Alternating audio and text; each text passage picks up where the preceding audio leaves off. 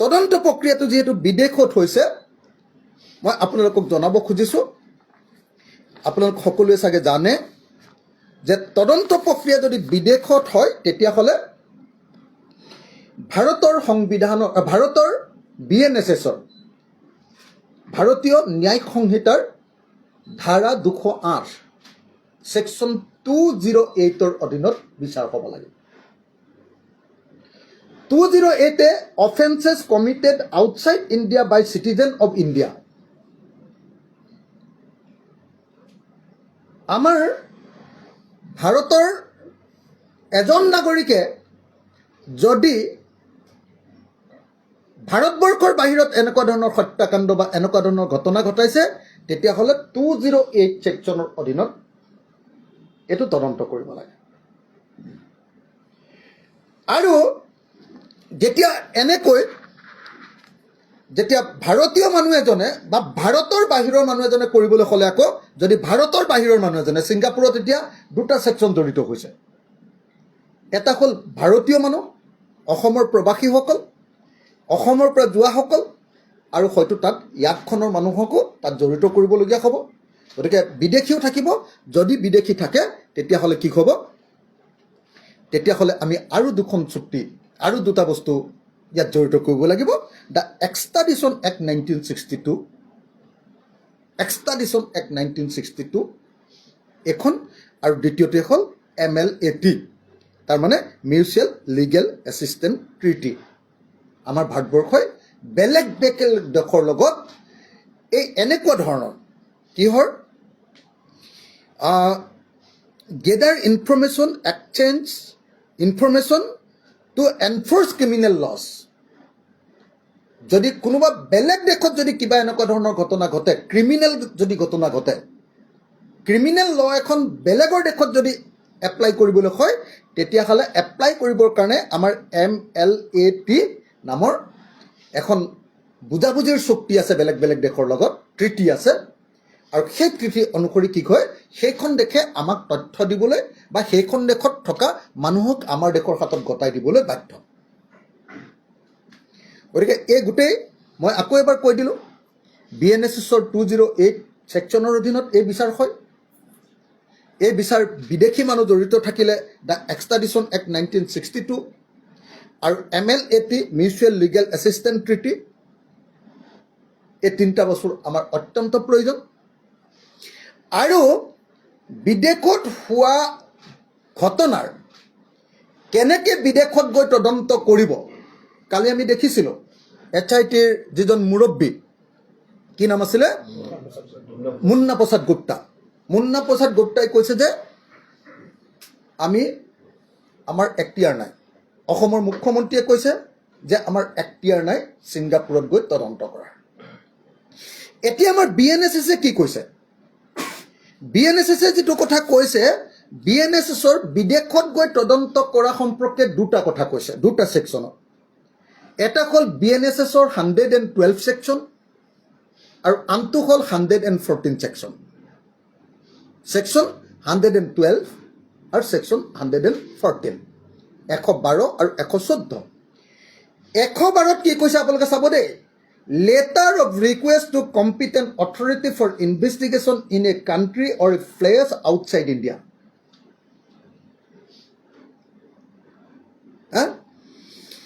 এটা মই প্ৰথমতে তাৰ আগতে 112টো কোৱাৰ আগতে এটা কথা কৈ আহোঁ যে 208ত কি কৈছে মই কৈছোঁ যে বিদেশত তদন্ত কৰিবলৈ 208 ছেকশ্যনৰ ভিতৰত তদন্তটো আৰম্ভ কৰিব লাগিব 208ত কৈছে যে যদি বিদেশত এনেকুৱা ধৰণৰ ঘটনা ঘটিছে সেই গোচৰটো বিচাৰ কৰিবলৈ হ'লে ট্ৰেইল আৰম্ভ কৰিবলৈ হ'লে কোৰ্টে যদি কেছটো লৈ আগবঢ়াবলৈ হয় তেতিয়াহ'লে কি কৰিব লাগিব তেতিয়াহ'লে চেণ্ট্ৰেল গভৰ্ণমেণ্টৰ প্ৰিভিয়াছ পাৰ্মিশ্যন লাগিব previous sanction of the central government তাৰমানে গোচৰটো কোৰ্টত চলোৱাৰ আগত চেণ্ট্ৰেল গভৰ্ণমেণ্টে পাৰ্মিশ্যন দিব লাগিব যেনেকৈ আমাৰ ওপৰত UAPA লগাইছিলে দেশদ্ৰোহীৰ গোচৰ লগাইছিলে তেতিয়া আমাৰ ওপৰত গোচৰ চলাবৰ কাৰণে চেণ্ট্ৰেল গভৰ্ণমেণ্টৰ পৰা পাৰ্মিশ্যনটো আনিব লাগে ঠিক তেনেকৈ ইয়াতে কি হ'ল গোচৰ চলাবৰ কাৰণে এতিয়া চেণ্ট্ৰেল গভৰ্ণমেণ্টৰ পৰা পাৰ্মিশ্যন আনিব লাগে 208 এক নম্বৰ গতিকে প্ৰথম কথা আমাৰ ষ্টেট গভৰ্ণমেণ্টে চেণ্ট্ৰেল গভৰ্ণমেণ্টৰ পাৰ্মিশ্যন অনাটো অপৰিহাৰ্য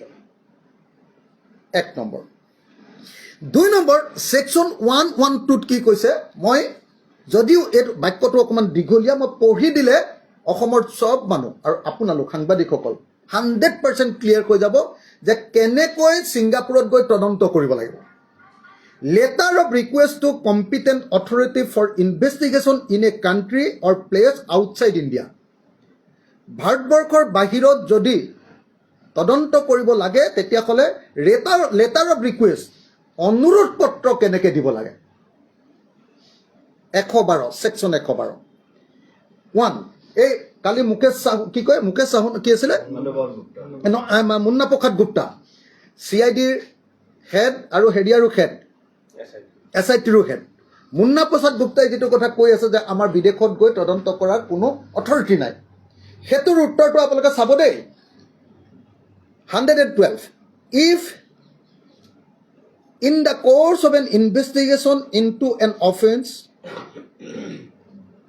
an application is made by the investigating officer or any officer superior in rank to the investigating officer আয়োজন বা তাতকে ডাঙৰ যিজন officer that evidence may be available in a country or place outside India any criminal court may issue a letter of request to a court or an authority in that country or place competent to deal with such request to examine orally any person supposed to be acquainted with the facts and circumstances of the case and to record his statement তাৰ পিছৰটো মই গাই দিম কি ক'লে তেতিয়াহ'লে Singapore গভৰ্ণমেণ্টৰ পৰা যদি কিবা খবৰ আনিব লাগে তদন্তত যদি সহযোগিতা কৰিব লাগিব তেতিয়াহ'লে আমাৰ যিখন ক্ৰিমিনেল কোৰ্টত এই কেছটো চলি আছে criminal court May issue a letter of request to the court or authority or an authority in that country কথাটো বুজিলে নে আমাৰ মুন্না প্ৰসাদ গুপ্তাই পঠিওৱা চিঠিখনত কাম নহ'ব আমাৰ CIDয়ে পঠিওৱা চিঠিখনত কাম নহ'ব সেইটো কোৰ্টৰ জৰিয়তে যাব লাগিব কোৰ্টে সেইখন কোৰ্টলৈ তেওঁলোকৰ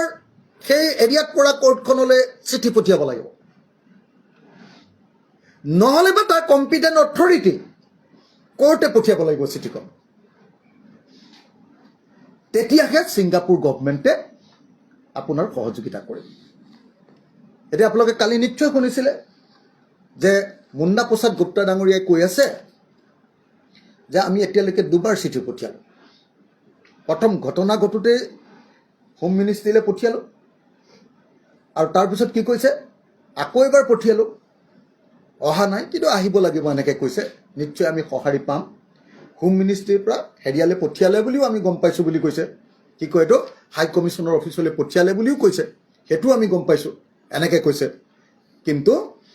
মই আপোনালোকক জনাব খুজিছোঁ যে অসম চৰকাৰ যে চিৰিয়াছ নহয় বিদেশত হোৱা এনেকুৱা ধৰণৰ গোচৰৰ ক্ষেত্ৰত লেটাৰ অফ ৰিকুৱেষ্ট যে কোৰ্টেহে পঠিয়াব লাগে সেই কথাটো এতিয়ালৈকে অসমৰ মানুহক কোৱা নাই বা তেওঁলোক এই ক্ষেত্ৰত চিৰিয়াছ হৈ সেই কামটো কৰা নাই গতিকে মই ভাবোঁ যে পুলিচে পঠিওৱা বা IOA পঠিওৱা কোনো নটিছত যদি ছিংগাপুৰত থকা কোনো মানুহ নাহে তেতিয়াহ'লে অসম চৰকাৰ বা ভাৰত চৰকাৰে একো কৰিব নোৱাৰে একোৱে কৰিব নোৱাৰে আহিবলৈ হ'লে এক্টৰ মতে কি কৰিব লাগিব ক্ৰিমিনেল কোৰ্টখন য'ত এই কেছটো চলি আছে সেই কোৰ্টৰ পৰা চিঠি যাব লাগিব তাৰ কোৰ্টলৈ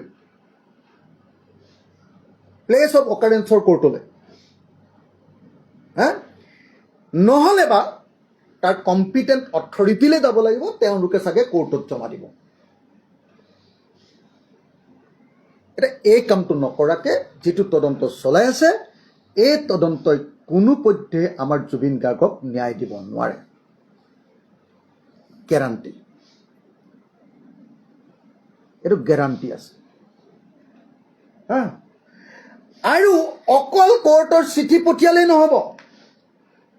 কোৰ্টত পোৱা এভিডেন্সবিলাক সেই মানুহকেইজন যে বিচাৰিছে আমি এইকেইটা প্ৰমাণ পাইছোঁ আমুক অভিযুক্তই এনেকুৱা ষ্টেটমেণ্ট দিছে কাৰণে এই মানুহজনক লাগে এই বুলি তাৰ লগত ডকুমেণ্টটো পঠিয়াব লাগে কিন্তু এতিয়া মুন্না প্ৰসাদ গুপ্তাই আপোনালোকক কি ক'লে SIT খেপজনে আপোনালোকক কি ক'লে নিজে মনত পেলাওক আপোনালোকে সাংবাদিকসকলে নিজে মনত পেলাওক তেখেতে কৈছে যে আমি হোম ডিপাৰ্টমেণ্টলৈ চিঠি দিছোঁ আৰু ইণ্টাৰেষ্টিংলি হোম ডিপাৰ্টমেণ্টলৈ নহয় এই ঘটনা ডেফিনেটলি এক্সটাৰ্নেল এফেয়াৰ্ছ মিনিষ্ট্ৰীয়েহে দিব লাগিব